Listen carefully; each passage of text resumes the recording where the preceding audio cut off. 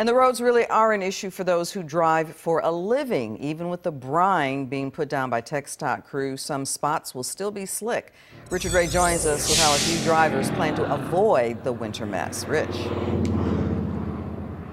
Hi, Clarice. Behind me is a stretch of elevated highway right on the Fort Worth-Arlington border along I-20. When there are problems, this is usually where it starts.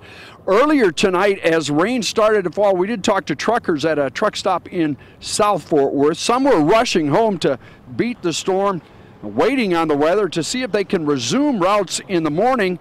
We did talk to one trucker from Florida who's headed to Colorado. He decided to sleep in the truck tonight and wait for daybreak.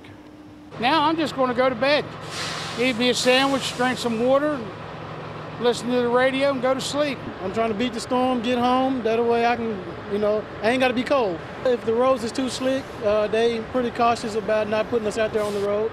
If they're, if it's okay to drive, then we'll drive.